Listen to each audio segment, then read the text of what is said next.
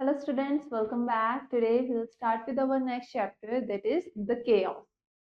Okay, the chaos. Now about the poem takeaway or the theme of the poem. Chaos humorously illustrates the complexities of English pronunciation through challenging word pairs, highlighting the language's unpredictability and the difficulties faced by non-native speakers, emphasizing empathy and appreciation for language learners. तो chaos एक poem है जो कि ये दिखाने की कोशिश करे कि इंग्लिश प्रोनाउंसिएशन में ये जब आप इंग्लिश के वर्ड्स को प्रोनाउंस करते हो तो कुछ वर्ड्स काफी ज्यादा कॉम्प्लेक्स होते हैं जो कि चैलेंजिंग हो जाते हैं for the non native speakers यानी कि जो जनरली जिनकी मदर टंग ही इंग्लिश नहीं है, ठीक है, वो इंग्लिश में नॉर्मली बात नहीं करते हैं, ठीक है। नेटिव स्पीकर्स कौन है, जैसे कि अमेरिकन और ब्रिटिशर्स जिनकी लैंग्वेज ही इंग्लिश है, ठीक है। तो यहाँ पर क्या हाईलाइट किया जा रहा है, लैंग्वेज की अनप्रिडिक्टेबिलिटीज और किस तरीके से नॉन नेटिव स्पीकर्स को इन प्रोनाउंसिएशन डिफिकल्टीज का सामना करना पड़ता है। तो यहाँ पर उनके लिए एम्पैथी और उनको अप्रिशिएट करा जा रहा है उन लैंग्वेज लर्नर्स को। Now let's start with our poem. Dearest creature in creation, studying English pronunciation, I will teach you in my words sounds like corpse, horse and worse. तो यहाँ पर क्या बात हो रही है पोएम में, पोइट क्या कह रहे हैं कि डियरेस्ट क्रीचर ऑफ क्रिएशन यानी कि आपको जो क्रीचर हो आप क्रिएट किया गया है by the God, studying English pronunciation जो कि इंग्लिश प्रोनाउंसिएशन सीख रहे हैं, पढ़ रहे हैं, मैं तुम्हें इस वर्ड्स में आपको कुछ शब्द सिखाऊंगा, ठीक है, कुछ साउंड्स सिखाऊंगा, जैसे कि कौन सी sounds, corpse, corps, horse and words, ठीक है। इनको लिखा काइंड ऑफ सेम वे गया है हॉर्स और वर्ड्स, लेकिन इनका प्रोनाउंसिएशन अलग है। हॉर्स यानी कि घोड़ा, वर्ड्स, ठीक है, तो यहाँ वर्ड्स हो गया यानी कि बहुत बुरा होना, ठीक है। I will keep you, sissy, busy, make your head with heat go dizzy, tear in eye, your dress you will tear, queer, fair seer, hear my prayer. तो यहाँ पर पोइट क्या कह रहे हैं कि मैं आपको बहुत बिजी रखूंगा, I will keep you busy, और तुम्हारा दिमाग में चकरा दूंगा, your head with heat go busy, ठीक है, मैं तुम्हारे सर को इस गर्मी से चकरा दूंगा, डिजी यानी कि थोड़ी सी बेहोशी सी लगना, आपका सर घूमना, टीयर इन आई यानी आपकी आंखों में आंसू, your dress you will tear, और तुम जो अपने कपड़ों को फाड़ोगे। यहाँ पे टीयर और टेयर दो अलग वर्ड्स हैं, ठीक है, टीयर यानी कि आंसू, टेयर यानी कि फाड़ना। क्वीर, फेयर सीयर, सीर क्या होता है, जो कि फ्यूचर देख सकता है, hear my prayer, pray console your loving poet, make my coat look new dear sew it, ठीक है। यहाँ पर दो वर्ड्स यूज हुए, NEW और SEW, दोनों की स्पेलिंग के लास्ट के लेटर सेम है but at the same time दोनों का प्रोनाउंसिएशन अलग है। तो इस पोएम में आपको इसी के बारे में बताया गया है कि दो वर्ड्स को लिखने के तरीके उनकी एंडिंग सेम है but their pronunciation is different, जैसे कि NEW इसे हम क्या पढ़ेंगे, new, SEW sew, just compare heart, hear and heard, dies and died, lord and word, ये तो यहाँ पर क्या कर रहा है कि प्रे करो और अपने लविंग पोएट को कंसोल करो, मेरे कोट को नया बनाओ, ड्यू स्यू इट, स्यू, ठीक है, इसका क्या मतलब होता है, सिलना। Just compare heart, hear and heard, dies and died, lord and word, sword and sword, retain and retain, mind the latter how it's written, ठीक है। यहाँ पर आपको इसकी बात कर रहे हैं कि आखिर ये वर्ड किस तरीके से लिखा गया।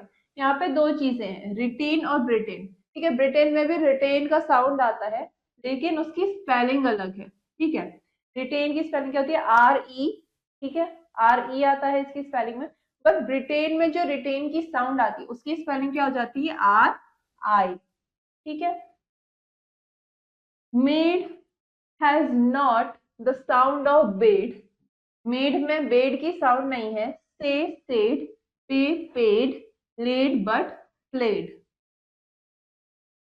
7 is right but so is even, 7 right है बट इवन की भी सही स्पेलिंग है। Hyphen, roughen, nephew, Stephen. ठीक है।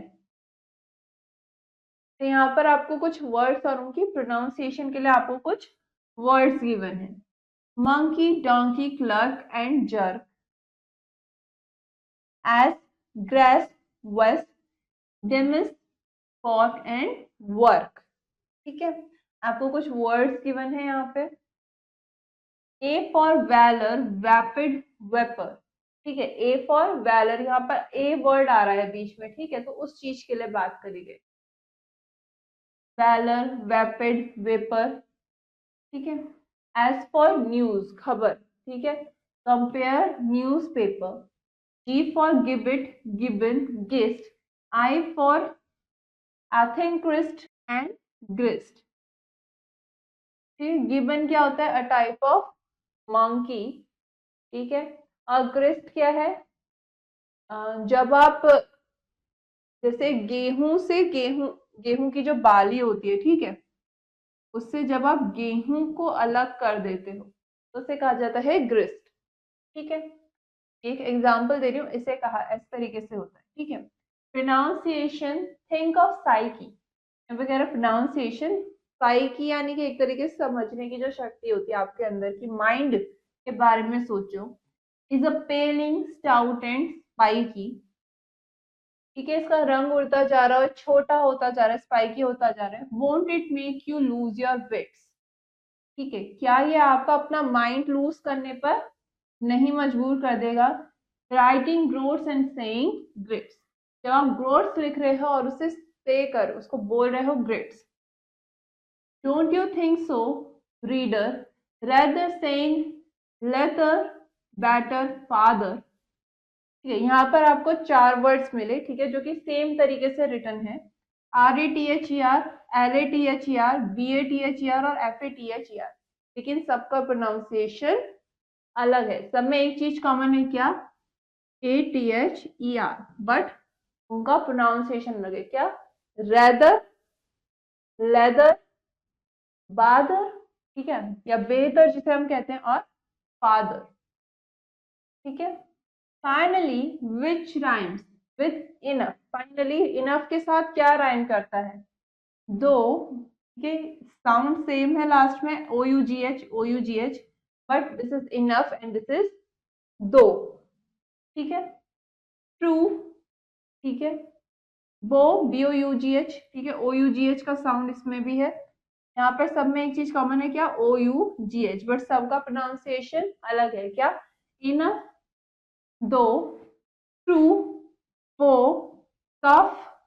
ठीक है। तो इनफ के साथ क्या राइम कर रहा है? कफ, हफ, तो और टफ। ठीक है। एफ की साउंड आ रही है लास्ट में, बट यहाँ पर क्या है? OUGH। Hiccup has the sound of cup. My advice is give it up. Hiccup जब हम बोलते हैं तो उसमें एक साउंड आती है कप की। हिकअप फ्रॉम द हिचकी। ठीक है। उसमें किसकी साउंड आती है? कप की साउंड आती है, बट यहाँ पर कुछ भी कप नहीं है। ठीक है। तो यहाँ पर पोइट क्या एडवाइस कर रहा है कि इसे छोड़ दो, गिव इट अप। ठीक है। तो यहाँ पर आपको बहुत सारे इंग्लिश के वर्ड्स देखने को मिले, एंडिंग तो सेम लेटर से हो रही है, बट उन सबके प्रोनाउंसिएशंस चेंज हो जा रहे हैं। ठीक है। जैसे कि वो, कफ। ठीक है।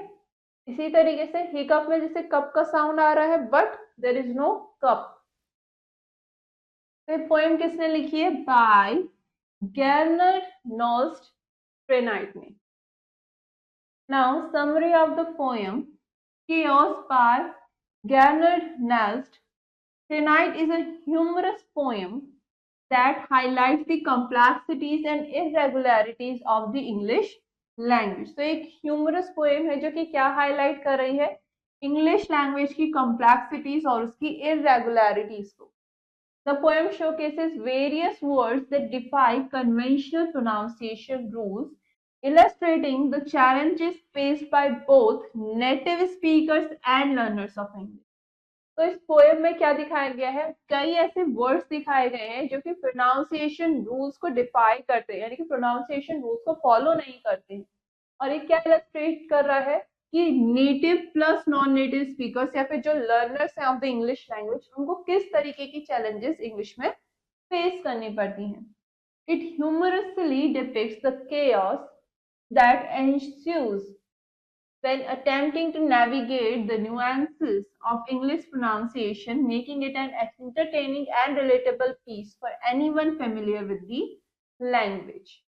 तो यहाँ पर इस पोएम में ह्यूमर के थ्रू, ठीक है, केओस डिपिक्ट किया गया है। केओस यानी कि बहुत सारी दिक्कत जो हो रही है, ठीक है, बहुत सारी परेशानी क्रिएट हो गई, बहुत सारा केओस हो रहा है हम कहते हैं, ठीक है।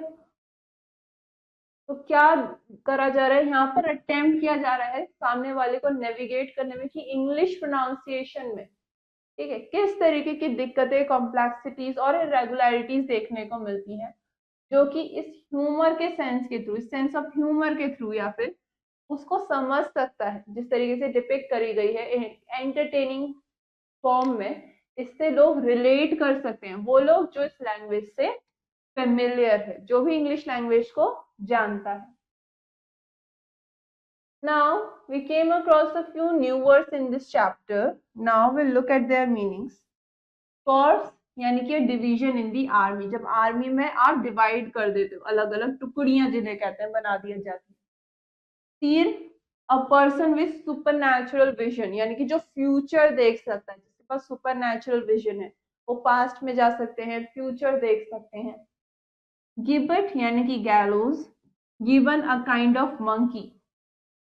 ग्रिस्ट, a grain separated from is chaff, ठीक है, कोई भी ग्रेन को उसकी शैफ से सेपरेट कर देना, ठीक है, इसमें जुड़ा हुआ है, इसे अलग कर दिया दाने को, तो उसे क्या कहा जाता है, ग्रिस्ट।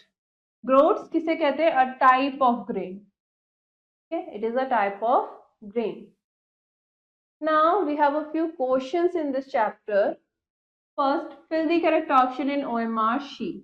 You have an OMR sheet here and you have to fill the right option. First, which poet wrote the poem Chaos? Poem किसने लिखी है, कौन से पोइट ने, गेरल्ड नॉल्स ने। Next, what is the main theme of the poem Chaos? इस poem की main theme क्या है, complexity of English language. Next, what does the poem Chaos primarily focuses on? ठीक है, फोकस ऑन, किस पर फोकस कर रही है poem, on the pronunciation difficulties, option B. Next, how does the poem Chaos portray the English language?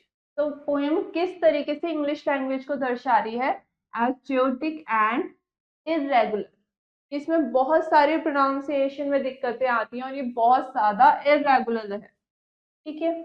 Next, what effect does the humorous tone of the poem Chaos have on the reader?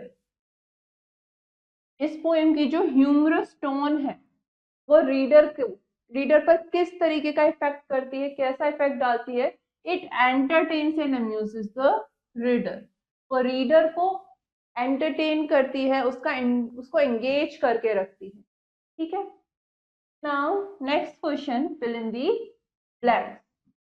First, the poem Chaos highlights the dash of the English language. ये poem क्या highlight कर रही है, complexities,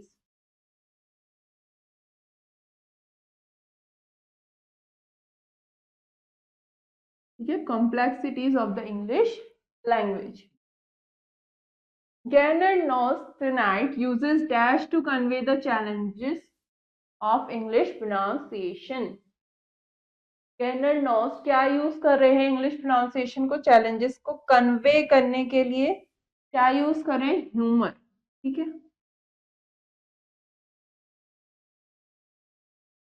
next, The humorous tone of chaos dash the reader. जो humorous tone है chaos की, वो क्या करती है, रीडर को एंगेज करती है. ठीक है, एंगेज करती है, या आप लिख सकते हो एंटरटेन करती है. ठीक है. Next, the irregularities in English pronunciation depicted in chaos create dash for the learners of the language. जो इंग्लिश प्रोनाउंसिएशन में irregularities हैं, वो इस पोएम के थ्रू क्या दिखाई गई हैं कि वो क्या क्रिएट करते हैं लर्नर्स के लिए, कंफ्यूजन क्रिएट करते हैं.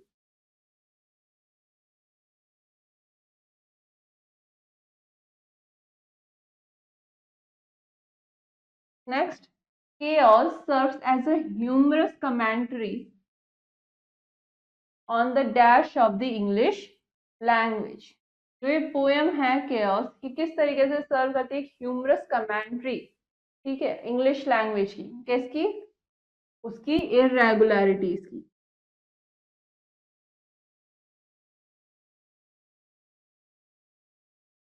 इंग्लिश लैंग्वेज में जो इरेगुलरिटीज है उसकी एक ह्यूमरस कमेंट्री कर रही है. Now, all the other questions you will do it yourself so that you can understand the chapter better. And this finishes our chapter. Now, for the next lesson, we will continue in our next class. Till then, have a nice day.